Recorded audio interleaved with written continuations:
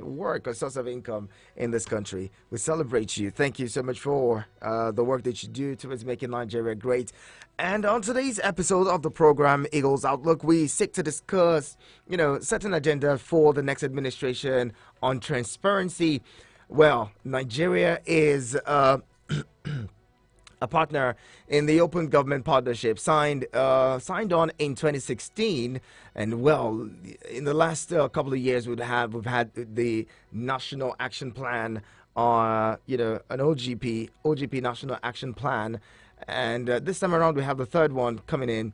The Buhari administration signed us on to the Open Government Partnership, which is to ensure transparency and accountability in governance and everything that pertains to governance. Has Nigeria lived up to expectations? We'll be talking about that when I bring in my guest, Uchenna Adisuku, who is going to be joining us on the conversation this morning. He is a civil society advisor of the OGP National Secretariat in Abuja here. And also, we're going to be, but before then, let's talk about the Sudan. Let's give you an update on the Sudan happenings in Sudan. Nigerians have been trapped in Sudan. The evacuation process said to have been started. Nigerian government, voted $1.2 million for the evacuation. However, since that process started, Nigerians haven't been returned to their country. Some Nigerians are trapped at the borders between Sudan and Egypt. They say they are being charged on both sides. Some of them on the Sudanese side, they're being charged about $5, while on the Egyptian borders, at the Egyptian border, they've been charged about $28 now. So we're wondering why it is that these Nigerians haven't been returned home, haven't been brought back home, or even allowed entrance into Egypt. Apparently, the Egyptian government and Nigerian government haven't reached an agreement to allow this happen. The Nigerian ambassador to Sudan, Ambassador Safiu Olaniyan, put out a message to Nigerians, because according to him, some Nigerians in Sudan may be planning to attack embassy staff. And he goes on to say, well, all of these arrangements were not made by the embassy in Sudan, and all of the arrangements were made in Nigeria. NEMA, the Ministry of Foreign Affairs, they're the ones handling all of this. But theirs is to coordinate logistics as an embassy, and attacking them would be of no use. Listen to him and find out for yourself where it is because it seems to be like, he's saying, blame the right people, don't blame us, okay? These are the people who are responsible for this. And if that's the case, what have they been doing to ensure that these Nigerians who are stuck in a war-torn country are released, or rather evacuated? Also, the war seems to have taken a different shape. It seems to have taken an ethnic, dimension, and more people seem to have been and killed, because report says over 500 people have been killed in that country. However, some others believe that the number is more. There might be more people who have been killed as a result of the violence in Sudan. If the Nigerian ambassador to Sudan is making statements like this one that you would be listening to in a bit, then where does that leave the Nigerians? Could it be, again, would I love to ask, is Egypt the easiest way to get Nigerians, or the easiest route to get Nigerians out of Sudan, or do we choose that because it benefits certain people? Listen to the ambassador. The embassy is not in charge of the bus contracts. We have not received any money from anybody to hire buses. We are only arranging the logistics. Those who are arranging the buses are the Ministry of Humanitarian as well in Nigeria, as well as NEMA. So our own is to get the necessary instruction that this and this has been arranged, and that we should give instruction to the students to meet at so and so place, and that's, you are aware, we have been doing. The present arrangement that appeared to have broken down was also midwifed in Nigeria. We are in contact with them to correct whatever is not right with the contract, because students cannot continue to live on the street. I want to assure you that we are as vulnerable as you are, and we are not going to leave until all of you have been moved to safety and to Nigeria. So I am urging you not to take any action like I am hearing that you are planning to attack the family of officers. The officers and myself, we are all as vulnerable as you are. We have no food like you, we have no water like you, we have no light like you. It's not living in a different.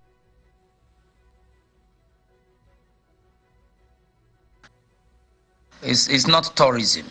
So what you are experiencing is what we are also experiencing.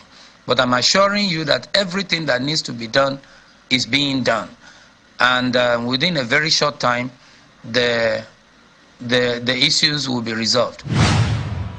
And that is the Nigerian ambassador to Sudan speaking there. Ambassador Sefiu Adiniro speaking and saying all of these. He says they're not responsible. So what is happening? If Nigeria has voted $1.2 million to evacuate Nigerians from Sudan, and this is the point where we are, the war is getting into its third week now. Heavy fighting is resumed in that country with shellings and all. Where does that leave us as a people? First of all, Africa and Nigeria at the heart of Africa. Nigeria referred as giant of Africa, and yet citizens would not even be allowed entry into Egypt. What does it say about the African unity or the African Union? Nigeria, Africa, Sudan, Africa, Egypt, Africa. Meanwhile, other countries have evacuated thousands of their citizens. The United Kingdom has evacuated citizens. India evacuated about 3,000. The United Kingdom, Saudi Arabia, over 3,000 people evacuated, including Nigerians. They evacuated citizens of other countries as well. India, South Africa, they've all evacuated their citizens. How did they do it? Why is Nigeria's evacuation process moving at a snail pace? Well-meaning Nigerians, the likes of Mr. Alan Oyema, giving aircraft free of charge. His aircraft has been in Egypt the last 3 days, paying for landing costs or whatever it is, for berthing at the airport, what do you call it, landing at the airport in Egypt and hanging there. They're paying for that. That money is coming out from a private businessman's pocket. The Nigerian aircraft as well are said to have landed in Egypt. However, there's no one for them to airlift, so they're waiting. What is all this shoddy arrangement about? Could it be that people are just looking at this as an opportunity to line their pockets again, where the lives of Nigerian citizens are at risk? Well, I'll leave that because it is not, it's part of our conversation this morning, but we would be talking about some other things in the program. I'll bring in my guest, Uchenna Arisuku, is going to be joining us to discuss transparency in government, transparency in governance, as we expect the next administration to take it up. The Buhari administration says listed some of these achievements, put out about 95-page document listing out its achievement. However, has corruption been fought to a standstill? The Buhari administration had pledged to fight corruption. It's one of the promises it made. This administration, however, wasn't so big on the fight against corruption and the promises made during the campaigns. So will they be taking the fight against corruption seriously? Will they be taking transparency and accountability in governance seriously?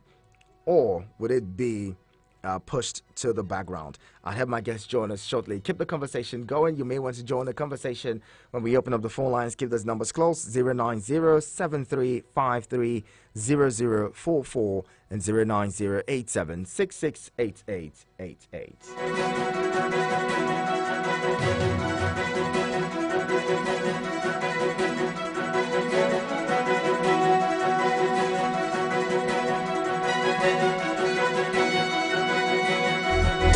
And thank you so much for staying with us. The conversation continues now. I bring in my guest. My guest is Uchenna Arisuku, who is the Civil Society Advisor, OGP Nigeria. He's joining us in the conversation this morning. Speaking of OGP, Nigeria got signed on in 2016. The Buhari administration signed Nigeria on to the Open Government Partnership. And over time, we've seen that, well, there's been progress. At least Nigeria now has the Beneficial Owners Register, which is one of the big achievements from signing that agreement. But then, in talking about transparency and accountability, it seems like we're still far away from it. My guests will be helping us understand what it is and how far we've come with open government partnership in the country. Good morning, Uchenna. Thank you so much for joining us. Good morning, Prince, and good morning to the listeners. Thank you for having me. It's good that you joined us this morning. Happy Workers' Day to you. It's May Day. Yes, I'm sure you say, my brother. Yes. And indeed every other worker in Nigeria and the world over. Thank you. Good one. Good place to start the conversation, because transparency in governance and every other thing is required in civil service as well. There's need for transparency, accountability, and also reduce corruption. They say, many people will tell you that corruption begins mostly, with civil servants, those who work in ministries, departments, and agencies, which is why they are big stakeholders in the open government arrangements in Nigeria.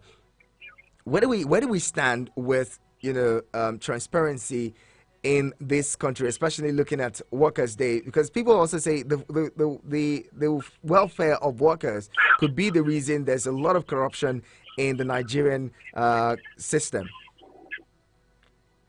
Okay, and thank you. Well, your assertion that corruption begins with civil servants, I don't know the empirical evidence you have. Well, that's not my assertion. That's what I've heard many Nigerians say, that that there's a lot of corruption in the civil service and workers in government. Well, be that as it may, where are we on the OGP? So, like you rightly said, I was running in 2015. OGP is about making the governance process transparent, accountable, citizens-driven, right? To open up the governance process so that, because corruption thrives in opacity, right? So corruption thrives in where things are done in secrecy. So by shining the light on those operations and processes, those corrupt practices will be reduced. That's the idea of the OGP. And we signed in 2016. Now, I keep getting, where are we on the OGP? What have we achieved? Why is there still corruption? OGP is not a silver bullet that, it comes and wipes away all the issues of corruption. Corruption has been endemic, perhaps as old as this country. So it's a gradual process. So we signed in 2016, developed the first action plan to try to look into what are the governance issues in Nigeria and what do we do about them. So the action plan has run its full course, the first national action plan. In the action plan, we had commitment around fiscal transparency, around anti-corruption, around access to information, and around citizen engagement. That around its full course, and quite frankly, there are some modest achievements that we got from implementing OGP in the first round. And I'll just quickly give you a few instances. The Nokopo portal, the Nigerian Open Contracting Portal, Nokopo, hosted by the Bureau for Public Procurement, was a result of efforts in NAPRAM.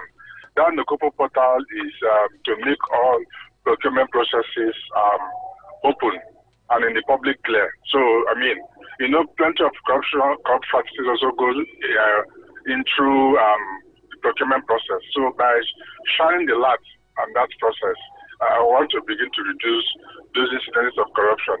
Even though Nonkopa is not optimal as we speak, it's been upgraded, but that's a feat that for the establishment of the portal alone is one step. Because what OGP want to see is that you are making gradual efforts, taking steps, even if it's baby steps, building blocks day by day to get to where you want to get to. You might not be where you want to be, but you're definitely not where you used to be. Then, budget. Today, the Nigerian budget process is a lot more open and transparent and participatory. All the budget documents are hosted online in full public glare, and even there's a citizen's budget that gives a citizen guide to how the budget is, because the budget document is a very cumbersome document, bulky and cumbersome. So the layman might not be able to get a grasp of what that document is. But with that citizen's budget, it has broken it down to Naira and Kobo, as it were, so people will know, X, Y, the amount is going to health, this is going to education and all that. Right? Then, thirdly, there's beneficial ownership, whose portal is going to be launched in the coming weeks.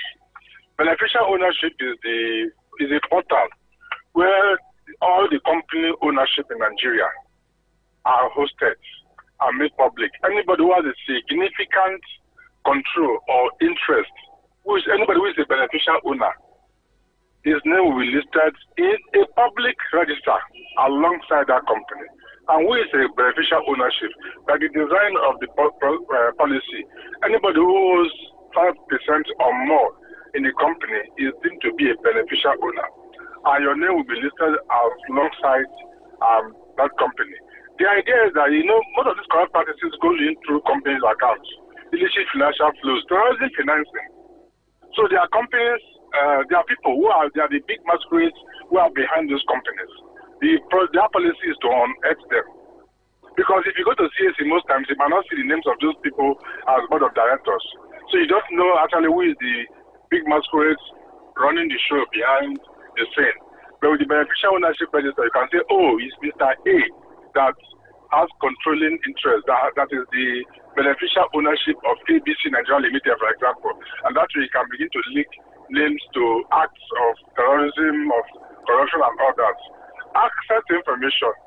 There's a lot so government, the FOI has been passed, right? So there's begin to increase government responsiveness and proactive disclosure on the process, because for us at the OGP, we are more interested in government proactively disclosing information and not waiting for people to demand for that information, thereby wasting government time and resources in responding. You don't respond, to go to court, you pay penalty. So to avoid all those rigmarole, why don't you just actually proactively disclose information in the first instance, and people will make use of what they want to do. So that's for NAP 1. And NAP 2 has come and just ended last year. We are doing NAP 3 to consolidate on the model gains that is happening on the OGP front. Corruption is a monster, right? It's a monster. So we begin to tackle it in different facets of it. And the most important thing is that and CSOs have agreed under the OGP principle of co-creation to sit down together and begin to co-create these solutions, these issues, to identify commitments and begin to pursue them vigorously to achieve them. OGP is novel in the fact that government and society work hand in hand. They have equal partnership, equal ownership. It has never happened before. They have 50-50 ownership to the process. So everybody has a stake. They have equal stake to contribute to the process. Equal ownership.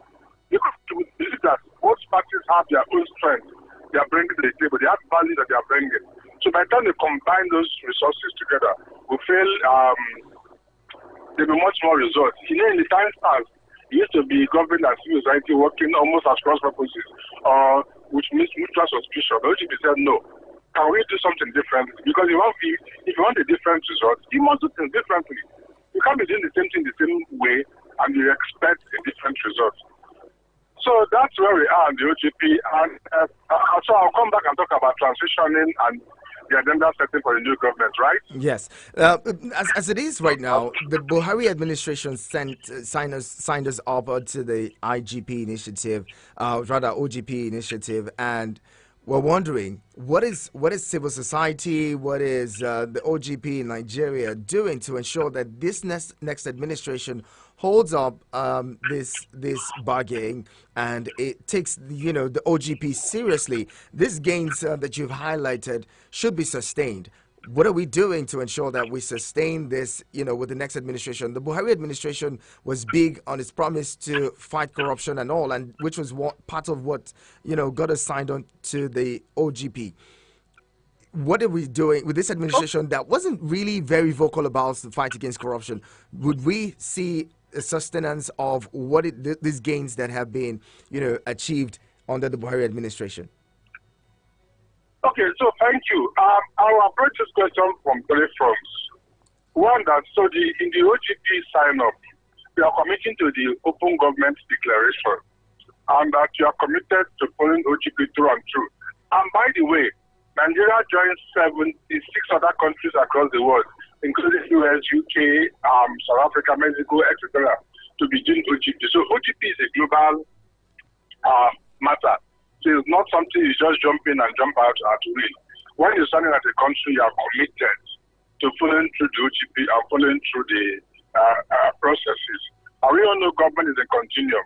And OGP is one of the best things that will happen to a country. So I don't see a government that will want to come back and roll back these modest efforts again that we are making on the OGP, especially as the incoming government, thankfully for Nigeria, is in the same political ideology with the outgoing one. So we expect that there's a seamless transition and continuity. But above that and beyond that, we have instituted some measures too as OGP Nigeria to help to sustain this beautiful thing that is beginning to blossom. There's an executive order that is waiting for the president to sign up to. That executive order is to protect the OGP in the transition period. The idea is actually to have an OGP legislation, an OGP act, but that cannot be achieved because it takes a longer process to get the legislation and the act. That's how we are going to pursue with the 10th Assembly. But for now, the executive order is a stopgap measure to help sustain the OGP until the new government will begin the conversation of a substantive OGP act. And then again, and more importantly, is citizens' engagement and ownership of the process, right? So the citizens are the major beneficiaries of the OGP process because the OGP is centered around citizen engagement and citizens' well-being. And they are beginning to own up to the process. Even though, as of today, the popularity of OGP is not widespread like it should be. But I mean, it's beginning to get some bit of acceptance and public knowledge. So I want to continue that so that when people are fully aware of the OGP and they have owned it because it's beneficial to them, I do not see any government who want to go against what the people want, especially if the policy is very beneficial to everybody, government, civil society, citizens, everybody benefits from the OGP. So a normal government will not want to tinker with it. That's the assurance we have. But the executive order is also in place to put that check, just in case. And then we're also engaging the transition committee and the new government setting the agenda for them. Every government wants to better the life of the citizen. I mean, that's what they campaign for, right? And in Chapter 2 of the Nigerian Constitution, it said the duty of government is the well-being of citizens, security and well-being of citizens. So OGP is like a template for any government. OGP is a global template that helps you to galvanize programs, all those beautiful campaign promises that you want to deliver. So what would you want to come to power and have a pedestal you should work on, naturally work on and deliver the public good? Are you want to just steal it? Then it shows that the government is not serious. So I believe the incoming government, from the campaign promises that we see, from the manifesto, means business, so OGP. And I encourage them to latch onto the OGP and increase more political will and build their governance, their administration and their operations around the OGP. And you will see massive success for the government. Yes, over. All right. Well, the conversation continues. We'll be talking more about the National Action Plan, the third National Action Plan around OGP. We're seeing about 6 thematic areas where the action plan is hoping to look at, mostly like a continuation of what the second action plan had. We'll be talking about some of those areas in a bit. Stay with us. The conversation continues. By the way, you want to be a part of the conversation right after this quick pause. We'll bring you in. Or the numbers to call are 090-7353-0044 and 090-8766-8888. My guest this morning is Mr. Uchenna Arisuku, who is Civil Society Advisor, OGP Nigeria. He's joining us in the conversation, giving us insight as to what it is and that OGP is and what gains we have made from signing on. Stay with us. Eagles 102.3 Abuja. The SS1 to SS3 is for SS1 to SS3 is here. With 2 students participating in maths, English and general knowledge and get massive promotion as long as your school remains in the competition, plus other prizes for the winning school. Registration is 20,000 naira per school and closes on the 12th of April 2023. Quiz starts on Saturday 15 April 2023 and will be transmitted live on YouTube and Facebook. For sponsorship and partnership, please call 081 330 98542. That is 081-330-98542. The Eagles FM Abuja Quizzat Show, building future champions today. The Eagles FM Abuja Quizzat Show for SS1 to SS3 is here. Enroll your school today with 2 students participating in maths, English and general knowledge and get massive promotion as long as your school remains in the competition, plus other prizes for the winning school. Registration is 20,000 naira per school and closes on the 12th of April 2023. Quiz starts on Saturday 15 April 2023 and will be transmitted live on YouTube and Facebook. For sponsorship and partnership, please call 081-330-98542. That is 081-330-98542. The Eagles FM Abuja Quizzat Show, building future champions today. The Eagles FM Abuja Quizzat Show for SS1 to SS3 is here.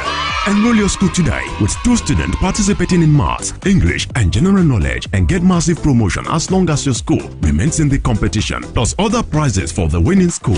Registration is 20. Get a chance to talk your business for 25 minutes on The Entrepreneur. Mondays to Fridays, 3 p.m. on Eagles 102.3 FM, Abuja. For more inquiries, call 090-9984-4433. 090-9984-4433. The Entrepreneur. Talk your business for just 15,000 naira. Hurry now. Eagles 102.3 Abuja.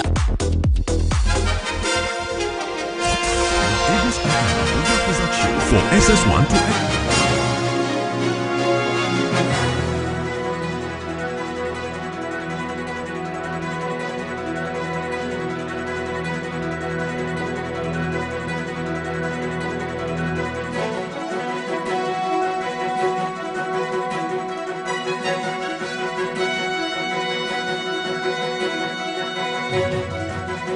We appreciate you staying with us on your radio experience. You can count on Eagles 102.3 onto Eagles Outlook. And this morning we're talking setting agenda for the next administration on transparency. My guest is Mr. Uchenna Arisuku, who is Civil Society Advisor, OGP Nigeria Secretariat. He's joining us here in this conversation, giving us insight and throwing lights on what OGP is, what we need to know about transparency and all. Now, before that pause, I said we're going to talk about some of the thematic areas for the third National Action Plan and commitments. This plan has about 13 commitments, but I'd love us to talk on touch on some of them. First of all, one of the things that caught my interest is, on fiscal responsibility, to ensure more effective citizens' participation across the entire budget cycle.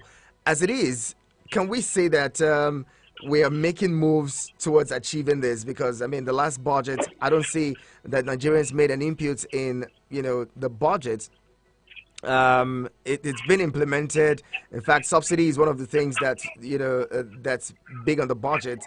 Nigerians don't even know what's going on. They say they're going to remove subsidy, and now there's calls to suspend it. There's a lot of confusion about Nigeria's budget. Like you mentioned earlier, the budget is a voluminous, very voluminous, document. However, now we have the citizens' budget. Yet people do not even know a lot of the things that's in the budget, let alone holding government accountable to some of those, projects and items in the budget. Okay. Physical transparency has been one of the thematic areas that has been running across the three national action plans. And for the national action plan 3, physical transparency is focusing squarely on two things, really. And that's one, on the budget process, because the budget document is the most important fiscal document for a country, right? Where the resources of the country, it provides explanation on the expenditure and receipts and all that. Even though Nigeria is making efforts to make it more participatory, we are even going a step further to see how do we get citizens involved during the budget making process, so they can have their inputs directly into the budget, right? So we know that, yes, the budget is presented to the National Assembly, and members of the representatives and, of course, senators also look into it and make their own input and stuff. We know that these people, they represent, they have constituency they represent. So the belief is that, so if my senator is making an input to the budget, is making a submission, is doing that on my behalf. That's beautiful. But we also see how can citizens directly involved through town hall meetings, through public hearings. So that's what we want to see in the budget process going forward. So citizens can directly make an input and take ownership. It is very, very important that citizens are able to identify with the document and own it. That way, implementation will be a lot more easier, especially during monitoring and evaluation. So citizens are able to monitor projects and projects of the project across the country because they were part of it. Now, there's something the federal government has done under the OGP, which is called the IMAC, www.imac.com.ng. Now, the IMAC is a geospatial technology that has all government projects listed. Our citizens can go to that app and locate projects around them and report on, this project, is it ongoing? Is it stalled? What's happening to it? With pictures. And that those pictures are geotagged. So if I'm in my village, in Mbano, for example, and I see a government project, and I say, this project is not going well, or this project maybe is a solar panel or something has fallen off and is not replaced, I can take pictures and share on that portal. And government will see it and be able to relate with the geotagging that this place is actually in this location and be able to take action. So these are part of citizens' involvement. That there's also the presidential delivery tracker around the presidential priority areas for the different ministries. So that tracker is to help government track projects in those 9 priority areas. So the process is beginning to open up under NAP3 for citizens to be directly involved. The second part of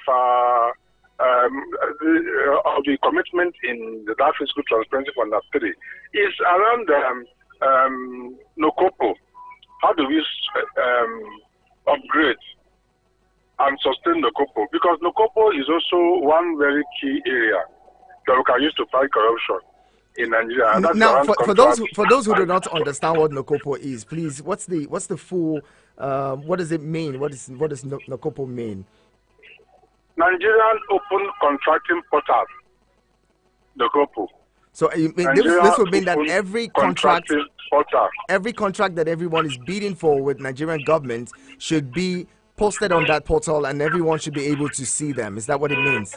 Ideally, yes. Every contract, the amount who it was awarded to, the tenure of the contract, the delivery period, and all that will be stated there, so that everybody can just go to that portal and say, oh, this road, Zaria to Abuja, is awarded to Messrs. ABC Nigeria Limited, and they're supposed at social cost, and they're supposed to deliver in December 2024.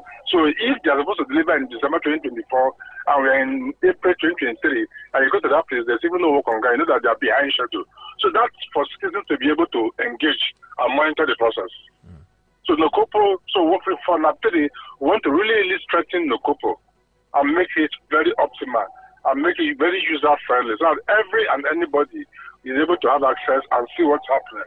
That way, procurement will be a lot more transparent.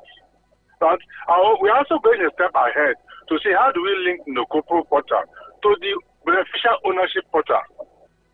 So if I'm bidding for a contract under NOCOPO, there will be a check on the beneficial ownership if I've satisfied the beneficial ownership requirement of my company. So these things, they have a way of reinforcing, the portals have a way of mutually reinforcing each other to strengthen accountability and transparency in the process of governance. That's for physical transparency, right? So budget is very, very key, making it a lot more participatory, a lot more open, so that citizens can identify with the process, first of all, and make input, and then follow through, and then the NOCOPO strengthening under physical transparency. Interesting. Hold that thought. I'll bring in my callers shortly, and then we can get on to talk about some of the other areas that have caught my interest as well. Keep it with us. Eagles 102.3 Abuja. Hello, Abuja sellers. Superstores.ng needs distributors and sellers to come partner with us today with 2 students participating in maths, English, and general knowledge, and get massive promotion as long as your school remains in the competition, plus other prizes for the winning school. Registration is 20,000 naira per school and closes on the 12th of April 2023. Quiz starts on Saturday 15th April 2023 and will be transmitted live on YouTube and Facebook. For sponsorship and partnership, please call 081-330-98542. That is 081-330-98542. The Eagles FM. With your 2 cents, if you have questions or comments to make as regards the conversation we're having this morning, setting agenda for the next administration on transparency, we'll be speaking with my guest, Mr. Uchenna Arisuku, Civil Society Advisor, OGP Nigeria. That's Open Government Partnership Nigeria. He's joining us this morning in this conversation. You too can be a part of it. Send us thoughts and messages on 090-9705-4450. You can also call us on 090-7353-0044 or 090-8766-8888. Those messages, keep them coming. But you can also check us out on our website at Eagles FM, www.eaglesfm.com. Watch us live on YouTube and Facebook at Eagles FM Abuja. At Eagles FM Abuja. Now, Mr. Uchenna, let's talk about the extractive, transparency theme on the NAP3. For me, it's about sustaining implementation. The objective is sustaining implementation of the Petroleum Industry Act. One of the key,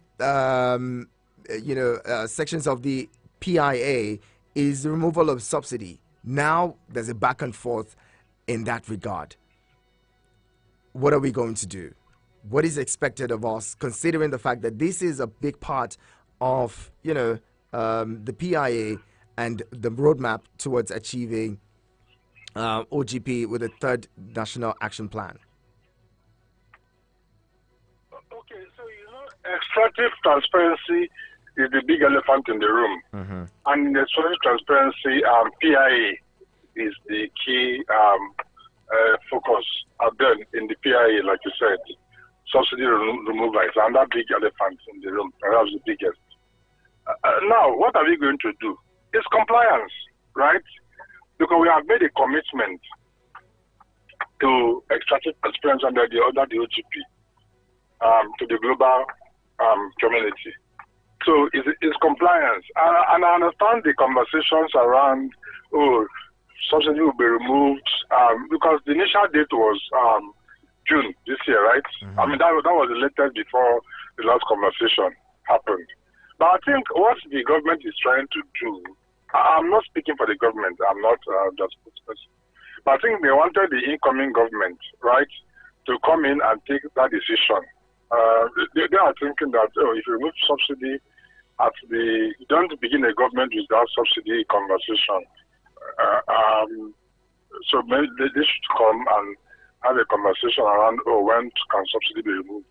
The same thing with the population, the census. The census was supposed to start tomorrow, but then I said, you know what, let's allow the new government to take that decision.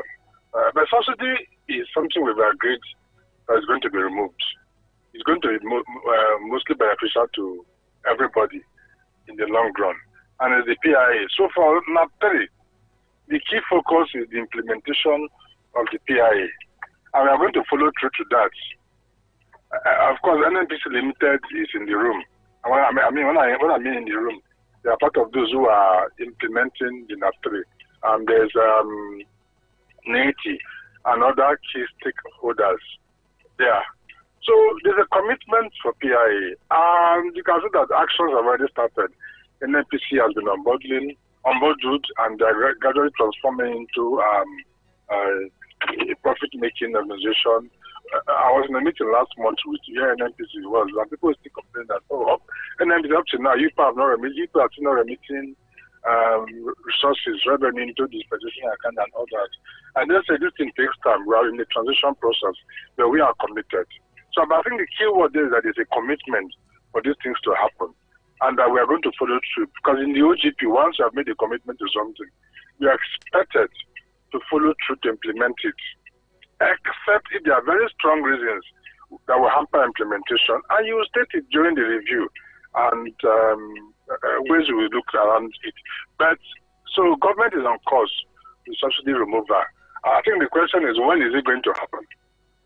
That's a different question. And like I said earlier, I think the government is saying, you know what, the new government is coming in place. I think we should allow them come and take that decision and implement it.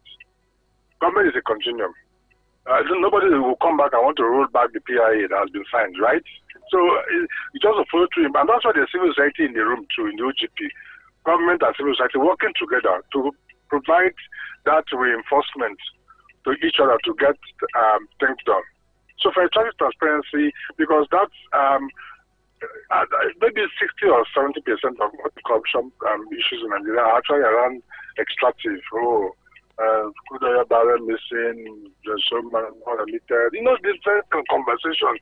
There's a conversation of money is missing, barrels of oil missing, crude oil swaps, there's no transparency.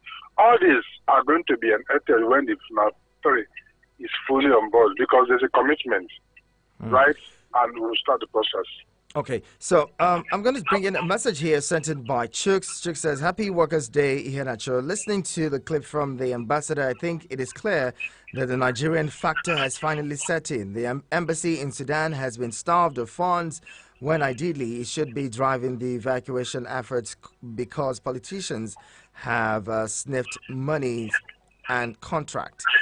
He goes on to say, additionally, Iheanacho, all this stuff about OGP doesn't give me confidence. Your guest says corruption is a monster. In fact, it is bigger, a behemoth.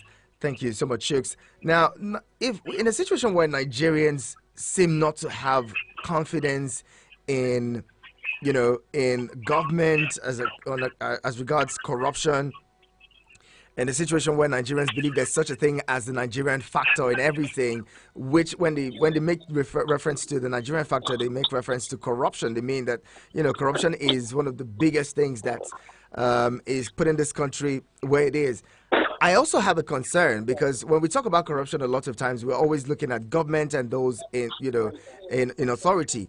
Meanwhile, there is also a responsibility by the Nigerian citizens to, also be accountable and transparent in their dealings. Where does OGP leave the citizen when it comes to transparency and accountability?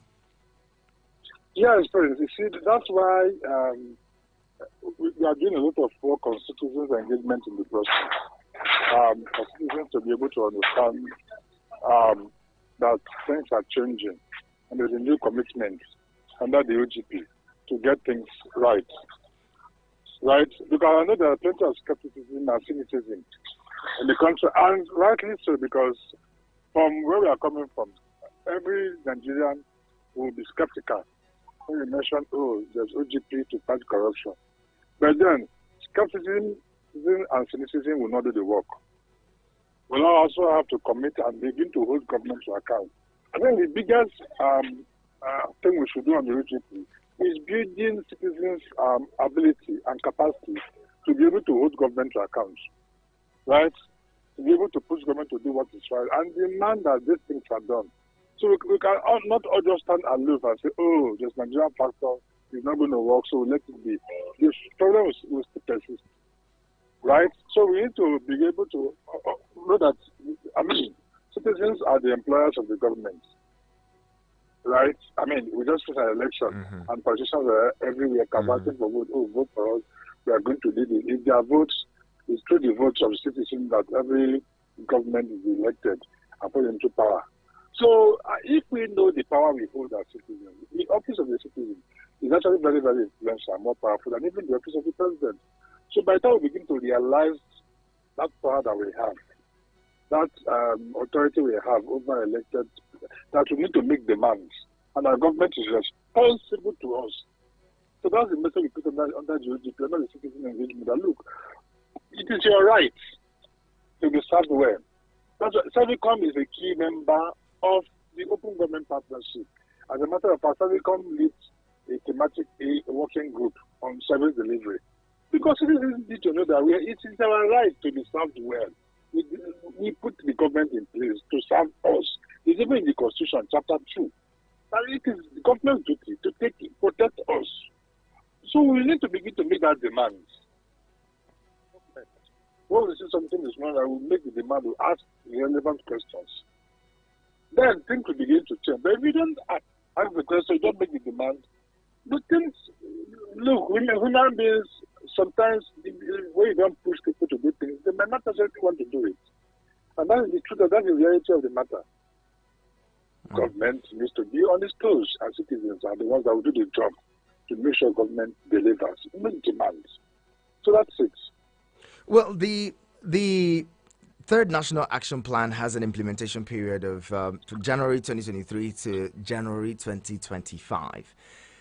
Right. At what point would this action plan be fully implemented? Like you mentioned earlier that when the action plan is fully set up, at what point would we begin to implement the action plan? Because we're already 5 months into the year 2023. Yes, implementation is ongoing really, and it is for a 24-month period. So, like I said, NOCOPO is ongoing, beneficial ownership is ongoing, the budget process, the PIE, work is in progress in different aspects. We even brought in environment and climate change in this National Action Plan 3. So what is going? At the end of 1 year, and that's in January 2024, we're going to sit there and, as it were, count the costs and do a midterm review and see, where are we? What have we achieved? What didn't we achieve? Why didn't we achieve them? How do we improve on them in the remaining 1 year? Like I said before, OGP is a process to get to where you're going to. It's not a silver bullet. Like the last person that sent a message, he said that the corruption is a monster. It's something that has been endemic. So it's the approach of the OGP to see step by step how do we begin to correct and shine the lights on those opaque areas that corruption draws energy from.